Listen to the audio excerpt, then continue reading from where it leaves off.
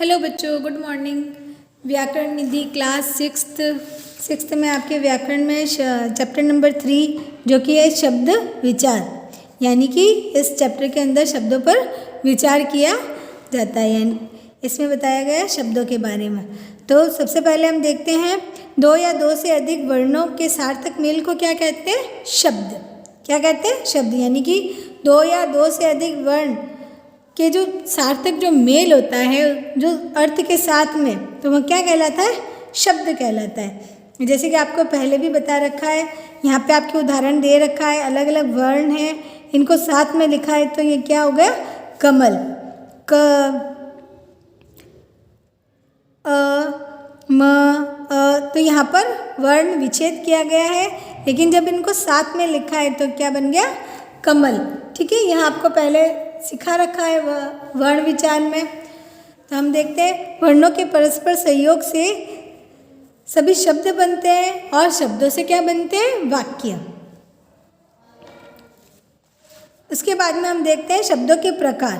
क्या देखेंगे? शब्दों के प्रकार। शब्दों के दो प्रकार होते हैं, एक होता है सार्थक शब्द और एक होता है निरर्थक शब्द। सार्थक शब्द वे होते हैं जिनका कोई अर्थ होता है। ठीक है, सार्थक शब्द जिनका कोई अर्थ होता है, और निरर्थक शब्द भी होते हैं जिनका कोई भी अर्थ नहीं होता। व्याकरण में वर्णों के सार्थक मेल को ही शब्द कहते हैं। यहाँ ऊपर भी आपके आया था जो सार्थक मेल को शब्द कहते हैं। ठीक है, यहाँ बात पहले ही क्लियर हो चुकी है, लेकिन यहाँ पे व्याकरण में निरर्थक शब्द का भी बताया गया है। सार्थक और निरर्थक शब्द दो प्रकार के शब्दों के बारे में व्याकरण में वर्णों के सार्थक मेल को शब्द कहा जाता है, परंतु कुछ शब्द भी हमारी सामान्य भाषा का अंग होते हैं। यानी कि कुछ शब्द ऐसे होते हैं जो हम सामान्य भाषा में यूज़ करते हैं, उनका बोलचाल में हम उन वर्ड्स को, उन शब्दों को जो है प्रयोग में लाते रहते हैं, जिनका कोई अर्थ नहीं हो, जबकि उनका कोई भी अर्थ नहीं होता, फिर भी हम उनको बातचीत में उनका प्रयोग करते रहते हैं। अर्थ नहीं होता, ऐसे शब्दों को क्या कहा जाता है? निरर्थक शब्द। ठीक है, उनका कोई अर्थ नहीं होता, फिर भी हम प्रयोग में लाते हैं, वे निरर्थक शब्द, और जिनका कोई अर्थ भी नहीं होता उन शब्दों का, और सार्थक शब्द जिनका अर्थ होता है। ये शब्द सदैव सार्थक शब्दों के साथ प्रयुक्त होते हैं। एक बात यह जो शब्द है निरर्थक शब्द, यह हमेशा सार्थक शब्दों के साथ में यूज़ किए जाते हैं। ठीक है, यहाँ पे उदाहरण भी दे रखा है, जैसे कि चाय वाय पी लीजिए, कुछ गपशप सुनाओ, कुछ ठंडा वंडा लाओ, कोई गाना वाना भी सुना दीजिए। तो यह वर्ड जो है रोटी सोटी खा ली, ऐसे कुछ और भी शब्द जो हम प्रयोग में लाते रहते हैं। इसमें चाय जो है सार्थक शब्द है और वाय जो है निरर्थक शब्द है, इसका कोई भी अर्थ नहीं है, फिर भी हम इसको यूज़ में लाते हैं। चाय वाय पी लीजिए, चाय तो सार्थक है, लेकिन ये वाय क्या है? कुछ भी नहीं, इसका कोई अर्थ नहीं है, फिर भी हम निरर्थक शब्द है। गप शप, यह निरर्थक शब्द है। ठंडा वंडा, ठंडा सार्थक शब्द है, यह निरर्थक शब्द। गाना वाना, गाना जो है सार्थक शब्द है और वाना भी निरर्थक शब्द है। ऐसे शब्द जो होते हैं निरर्थक शब्द कहलाते हैं। ठीक है, उसके बाद में हम देखते हैं शब्दों के भेद। शब्दों को निम्नलिखित आधारों पर विभिन्न भेदों में विभाजित किया गया है, यानी कि शब्दों का वर्गीकरण किया गया। क्या किया गया है? वर्गीकरण। यहाँ पर 4 आधारों पर वर्गीकरण किया गया है। उत्पत्ति या स्रोत के आधार पर, रचना के आधार पर, अर्थ के आधार पर और प्रयोग के आधार पर। ठीक है, तो सबसे पहले हम देखते हैं उत्पत्ति या स्रोत के आधार पर। ठीक है, उत्पत्ति या स्रोत के आधार पर शब्दों के भेद।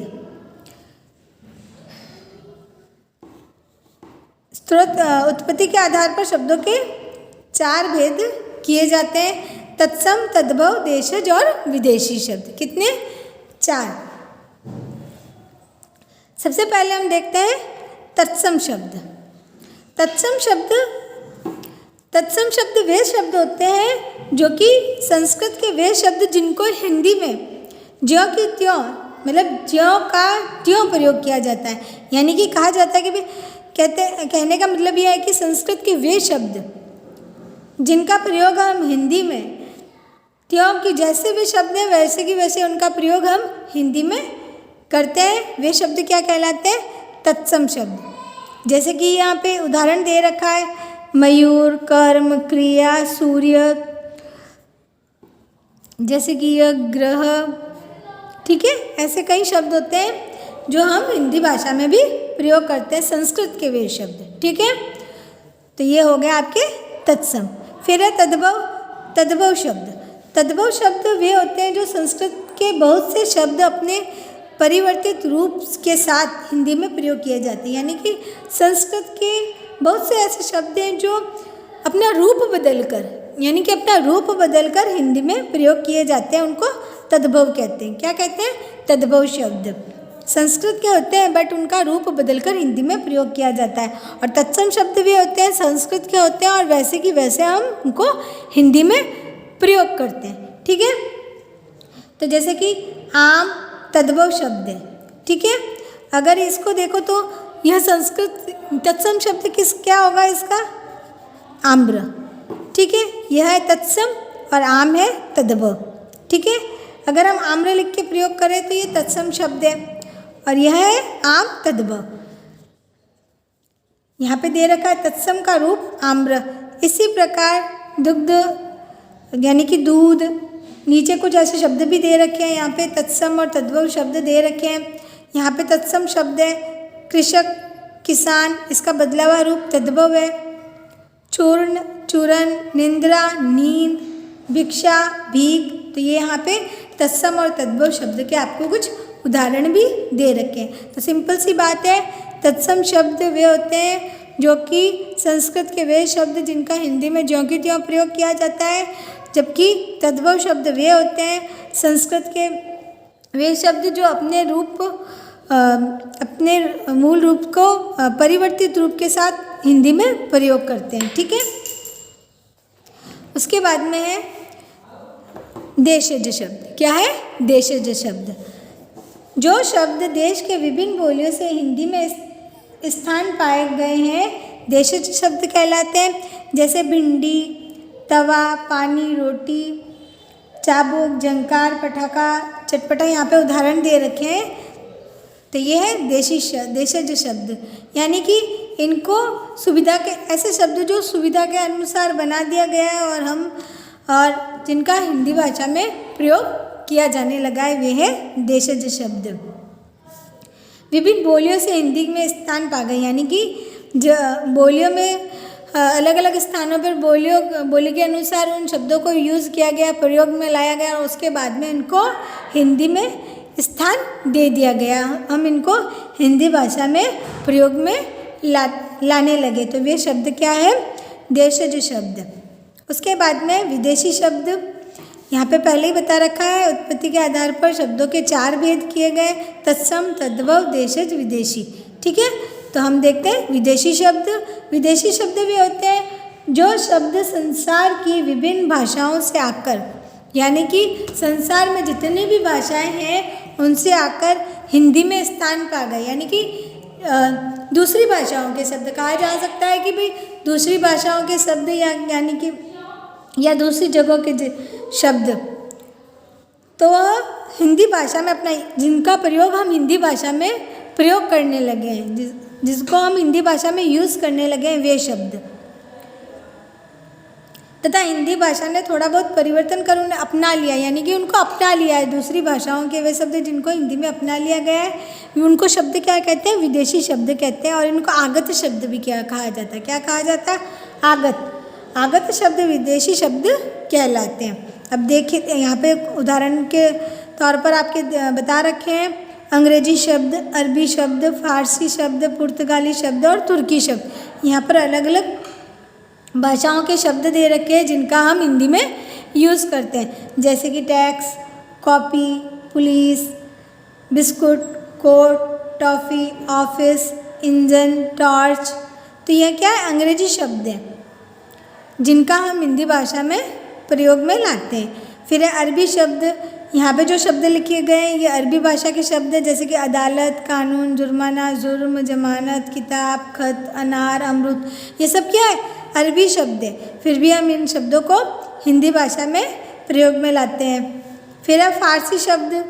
यह शब्द फारसी है, शादी, शिकार, सरकार, दरवाज़ा, पर्दा, और इनको हम हिंदी भाषा में प्रयोग में लाते हैं। यहाँ पुर्तगाली शब्द दे रखे हैं, गमला, फीता, बाल्टी, संतरा, ये सब क्या है, पुर्तगाली शब्द है, फिर भी हम इनका प्रयोग हिंदी में लाते हैं। तुर्की शब्द भी दे रखे हैं, कैंची, काबू, उर्दू, चाकू, यह तुर्की शब्द है, हम हिंदी भाषा में प्रयोग में लाते हैं। तो ये क्या कहलाते हैं, विदेशी शब्द। ठीक है, इनको आगत शब्द भी कहते हैं। तो यह हमारे हो गया उत्पत्ति के आधार पर शब्दों के 4 भेद, तत्सम, तद्भव, देशज और विदेशी शब्द। ठीक है, इसके बाद में हम पढ़ते हैं, इसमें मिश्रित शब्द भी दे रखे हैं आपके। मिश्रित शब्द वे होते हैं जो जिन शब्दों का आधा भाग एक भाषा से तथा दूसरा भाग दूसरी भाषा का हो, यानी कि अलग अलग 2 भाषाओं से मिलकर शब्द बना, क्या कहलाता है, मिश्रित शब्द। क्या कहलाता है, मिश्रित शब्द, यानी कि 2 भाषा, अलग अलग भाषाओं के मेल से बना शब्द मिश्रित शब्द कहलाता है। इनको संकर शब्द भी कहा जाता है। जैसे कि यहाँ पे दे रखा है रेलगाड़ी, तो इसमें रेल और गाड़ी 2 शब्दों को मिलाकर बना है। तो इसमें रेल जो शब्द है अंग्रेजी शब्द है और गाड़ी जो शब्द है हिंदी शब्द है। तो यहाँ पर अंग्रेजी और हिंदी शब्द का मेल है। किसका है, अंग्रेजी और हिंदी शब्द का मेल है, तो इन्हें क्या कहते हैं, मिश्रित शब्द। लाठी चार्ज, लाठी जो है हिंदी शब्द है और चार्ज जो है अंग्रेजी शब्द है, लाठी चार्ज। घड़ी साज, ठीक है, तो यहाँ पर घड़ी जो है हिंदी शब्द है और साज जो है अरबी शब्द है। तो यहाँ पर हिंदी और अरबी 2 अलग अलग भाषाओं के मेल से ये शब्द बना है। टिकट घर, टिकट अंग्रेजी शब्द है और घर हिंदी शब्द है। अंग्रेजी और हिंदी भाषा से मिलकर यह शब्द बना है। तो यह शब्द क्या कहलाते हैं, मिश्रित शब्द। ठीक है, यह आपके मिश्रित शब्द हो गया। अब इसके बाद में हम देखते हैं रचना के आधार पर। ठीक है, रचना के आधार पर शब्दों के भेद।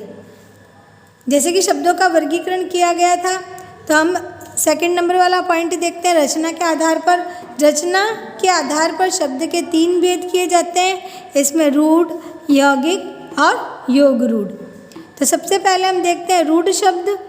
जो शब्द प्रयोग होते होते किसी वस्तु विशेष के लिए निश्चित हो गए हैं, रूढ़ शब्द कहलाते हैं। और इन शब्दों के टुकड़े नहीं किए जा सकते, और मतलब कि टुकड़े करने पर इनका कोई अर्थ नहीं निकलता है। ठीक है, तो यहाँ शब्द क्या कहलाते हैं, रूढ़ शब्द। जैसे कि यहाँ पे दूध, घर, पानी शब्द दे रखे हैं।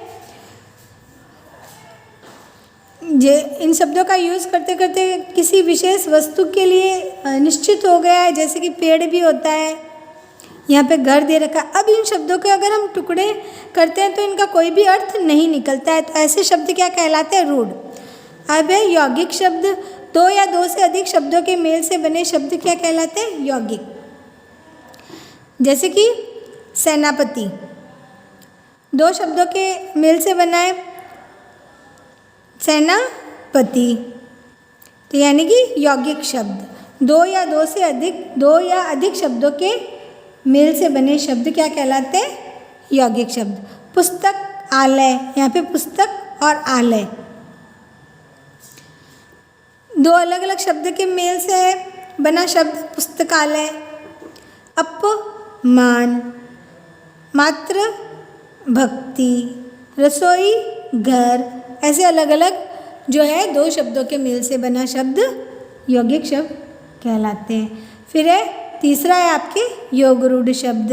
जो शब्द 2 या अधिक शब्दों के मेल से बने हो, किसी विशेष अर्थ में प्रयोग किए जाते हैं, वे योग रूढ़ शब्द कहलाते हैं। जो 2 या 2 से अधिक शब्दों के मेल से बना है लेकिन वह कोई विशेष अर्थ में प्रयोग किए जाते हैं। ठीक है, जैसे कि लंबा उदर, लंबोदर, अर्थात गणेश। ठीक है, दशानन यानी कि 10 मुँह वाला, अर्थात रावण। तो ऐसे हैं आपके योग रूढ़ शब्द। इसी प्रकार और भी दे रखे हैं, नीलकंठ यानी कि नीला है कंठ जिसका, नील और कंठ दो शब्द हैं, तो क्या है, शिव, त्रिलोचन, पंकज, तो यह शब्द आदि शब्द हैं जो आपके दे रखे हैं, क्या है, योग रूढ़ शब्द। ठीक है, यहाँ पर रचना के आधार पर शब्दों के भेद हैं, रूढ़, यौगिक और योग रूढ़। ठीक है, यह आपके हो गया। उसके बाद में है आपके अर्थ के आधार पर और प्रयोग के आधार पर। ठीक है, यह हम अगले वीडियो में करेंगे। ठीक है, थैंक यू बच्चों।